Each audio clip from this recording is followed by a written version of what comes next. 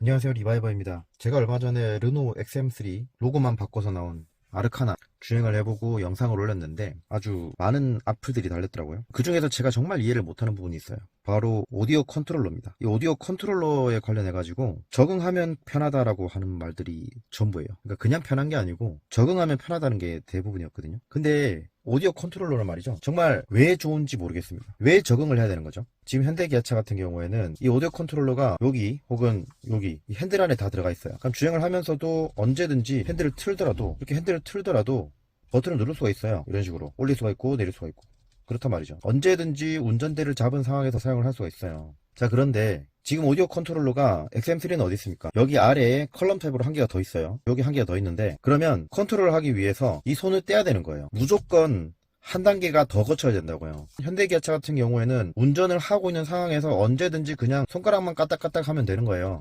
그런데 XM3는 어떻습니까? 오디오 컨트롤러가 여기 있어요. 여기 있다고요. 자, 그러면 핸들에서 손을 떼고 여기서 한 번 더 컨트롤 해야 돼요. 한 번 더 거쳐가야 되는 거라고요. 그러니까 누가 어떤 사람이 운전을 하고 있을 때 한 단계를 더 거쳐가는 거를 좋다고 합니까? 익숙해지면 편하다는 거 당연하죠. 익숙해져서 편하다고 한 사람이 대표적인 유형이 두 가지가 있어요. 첫 번째, 첫 차부터 르노차 몰랐으니까 익숙해지니까 편한 거예요. 처음엔 잘 몰랐는데 익숙해지니까 편한 거지. 두 번째, 현대기아 차처럼 이렇게 쓰고 있다가 바꿔보니까 편하다.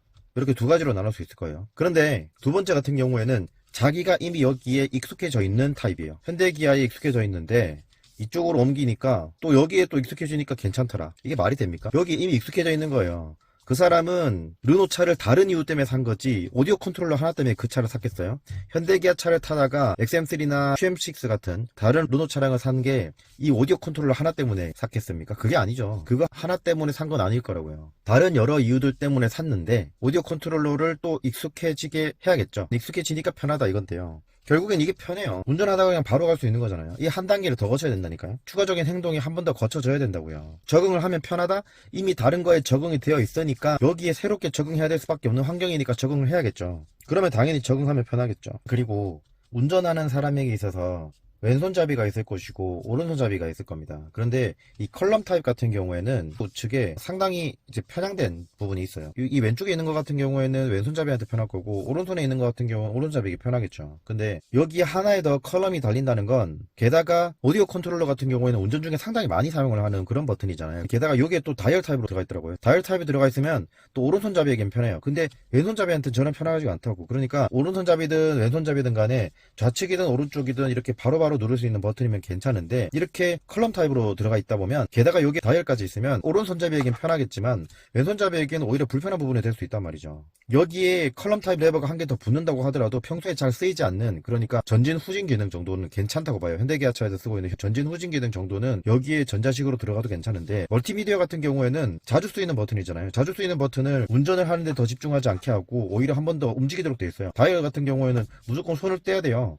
그러니까 운전에 더 집중할 수 있도록 하는 게 아니고 운전에 더 방해가 된다고. 이 오디오라고 하는 컨트롤 영역을 완전히 별도로 떼놓다 보니까 확실하게 구분이 된다, 이 정도밖에 없는 거예요. 물론 현대기아 같은 경우에는 어떤 문제가 있냐고 하면은, 기존에는 오디오가 여기 있었고 오른쪽에는 드라이브 컨트롤러가 있어요. 예를 들면 ADAS 같은 기능들, 그런 것들이 있었는데 최근엔 또 이게 또 좌우가 바뀌는 추세더라고요. 그런 부분들을 오히려 혼돈을 일으킬 수 있다고 봐요. 근데 르노 같은 경우는 계속해서 여기다 컬럼을 넣었다 보니까 헷갈릴 일이 없는 거죠. 그 부분은 좋아요. 그 부분은 좋은데 운전에 집중할 수 있도록 하게 만든 건 아니라는 거죠. 오디오 컨트롤러가 여기 있다는 건. 그리고 마지막으로 제가 말씀드리고 싶은 게 뭐냐면, 그 영상에서 댓글 중에서 판매 대수가 다가 아니다, 판매 대수만 따지는 앵무새, 이런 댓글도 있었는데, 판매 대수가 사실 답니다. 판매 대수가 모든 걸 다 결정지어요. 지금 해외 판매 대수 이런 걸 다 따지지 말자고요. 적어도 우리나라에서만 따져보자고요. 우리나라에서 판매 대수로만 따져봐야 되는 겁니다. 제조사에게 있어서 판매 대수 말고 뭐가 중요합니까? 그 판매 대수라고 하는 거는 안전도도 영향이 있을 수 있고 디자인도 영향이 있을 수도 있고, 아니면 성능이나 뭐 기능, 여러 가지 부분들이 다 복합적으로 모여져서 판매 대수로 이어지는 거예요.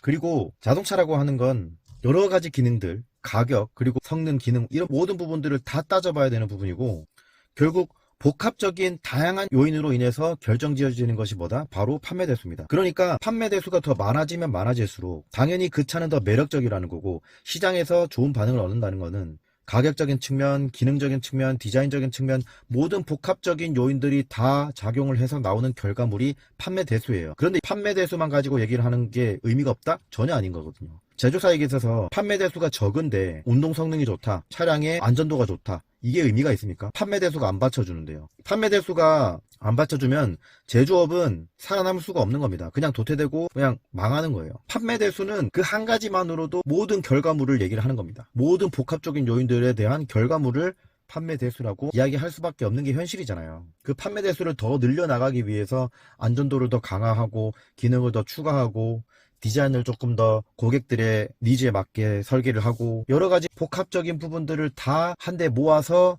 차량으로 만들어지고 그 차량이 결과적으로 판매가 얼마나 되느냐에 따라서 그 제품의 경쟁력을 판단할 수 있는 근거가 되는 게 바로 판매 대수라는 겁니다. 자, 그리고 얼마 전에 아르카나 같은 경우에는 기존의 XM3도 하이브리드가 있었어요. 근데 아르카나라는 이름으로 앞에 로고 바꾸고 4월달부터 아르카나라는 이름으로 나왔죠. QM6도 마찬가지로 로고만 바꾸고 나왔죠. 그런데 판매량이 늘었습니까? 안 늘었어요. 오히려 더 줄었어요. 뉴스를 검색해보면 수출량은 더 늘었습니다. 그런데 내수는 오히려 더 줄었어요. 이게 뭘 뜻하는 건지 알겠습니까? 사람들은 바보가 아니에요. 엠블럼 말고는 바뀐 게 없다는 걸 다 알고 있기 때문입니다. 그리고 이런 하나하나 모든 것들이 다 모여서 소비자들에게 어필을 해야 되는 건데 하나하나 다 뜯어봐도 대부분의 소비자들이 선택할 수 있을 만큼의 매력을 안 갖고 있기 때문에 그 차량을 안 사는 거예요. 그리고 제가 정말 이번에 참 놀랐던 게 르노가 모델이 3개밖에 없더라고요. QM6나 SM6가 처음부터 상당히 미래적인 디자인으로 나와가지고 현재까지도 디자인적으로 오래됐다 이런 느낌을 안 받는 건 사실입니다. 하지만 자동차라고 하는 거는 단순히 연식 변경만 거쳐야 되는 게 아니에요. 풀체인지를 거치지 않으면 플랫폼 변화가 하기 어렵고 그렇게 되면 전체적인 큰 변화를 가져오기는 쉽지 않은 게 현실이거든요. 그런데 QM6나 SM6는 지금 풀체인지를 한 지가 거의 9년이 가까이 됐죠. 이제는 정말 새로운 신차를 계속 꾸준히 투입을 하고 특히 우리나라 소비자들에게 많이 각광을 받는 그런 기능들을 넣어주고 경쟁사 대비해서 부족한 부분을 조금 더 메꿔줘야 하는 겁니다. 르노 소비자분들이 르노만의 그런 독특한 부분에 이끌려서 르노에 대해서 자랑하고 싶은 건 알겠어요. 하지만 현대기아보다 훨씬 매력적이었으면 그건 판매 대수로 나와야 되는 겁니다. 그런데 판매 대수가 오히려 더 떨어진다면 그건 지금 르노 자동차는 대한민국 소비자들의 이목을 끌만한 성능과 제품의 완성도를 가지고 있지 않다, 상품성을 갖추고 있지 않다, 그렇게 판단할 수밖에 없는 거예요. 아무리 르노 소비자들이 이게 정말 괜찮다, 현대기아보다 이게 더 좋다 라고 하더라도 판매량이 계속 만약에 떨어진다면 어떻습니까? 그 사람들의 말은 설득력이 없는 거예요. 더 적은 소수들만의 주장은 신뢰도가 떨어질 수밖에 없는 겁니다. 만약에 그 소수들이 말하던 것들이 결론적으로 맞다라고 한다면 그건 판매량으로 이어져서 더 많은 판매량으로 보여줘야 돼요. 그런데도 불구하고 지금 르노 판매량은 계속해서 떨어져 가고 있단 말이에요. 어쨌든 이렇게 르노 자동차에 관련해서 무조건 현대기아보다 좋다라고 하는 그런 댓글이 있어서 제가 말씀드렸는데 너무 자기 주장만 하지 마시고 객관적으로 우리 판단을 해보자고요. 그게 정말 맞다 아니다를 판단하는 건 개인적인 의견이 아니에요. 개인적인 의견이 아니고 데이터와 같은 수치적인 자료와 지표를 통해서 설득을 해야 되는 겁니다. 네, 저는 지금까지 리바이버였습니다. 감사합니다.